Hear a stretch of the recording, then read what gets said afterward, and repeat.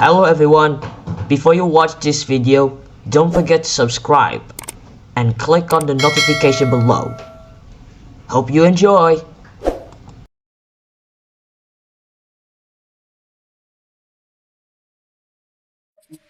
Gordon was cross.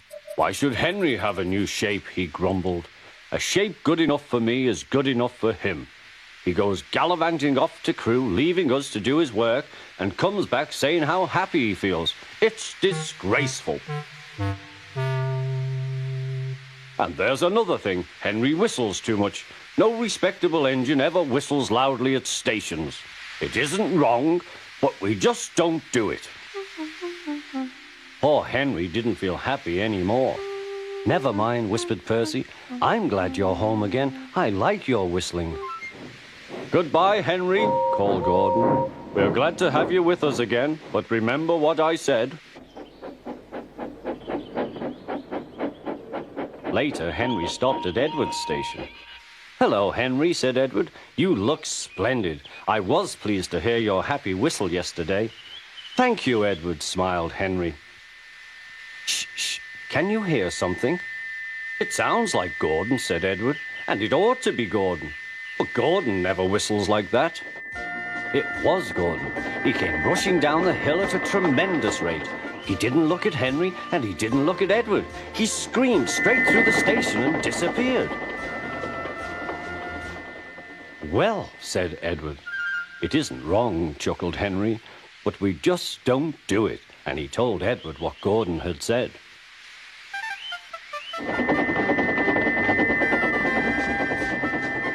Meanwhile, Gordon screeched along the line. The noise was awful.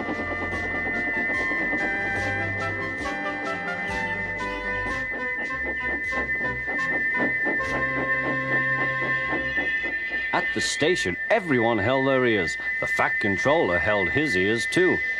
Take him away, he bellowed, and stop that noise!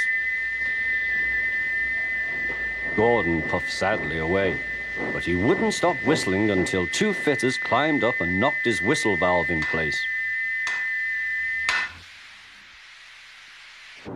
That night, Gordon slunk into the shed.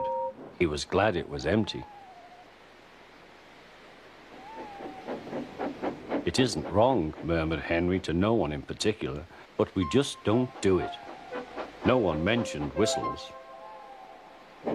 Next morning, Henry was enjoying himself enormously. I feel so well, he sang. Trickety-trot, hummed his coaches. Then he saw some boys on a bridge. Peep, peep, hello, he whistled. Oh, he called. The boys didn't wave and take his number. They thought it fun to drop stones on him instead. They've broken our glass! They've broken our glass! Sobbed the coaches. The passengers weren't hurt, but they were cross. Call the police! No, said the driver. Leave it to Henry and me. What will you do? They asked. Can you keep a secret? Yes, yes.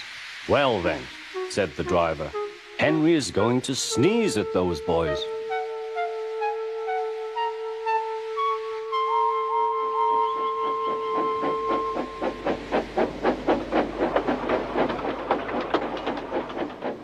Lots of people were waiting at the station just before the bridge. They wanted to see what would happen. Henry has plenty of ashes, said the driver.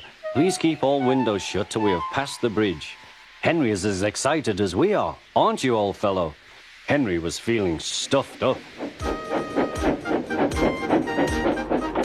Soon they could see the boys, and they all had stones. Are you ready, Henry, said his driver. Sneeze hard when I tell you. Now, he said. Achoo-shoo!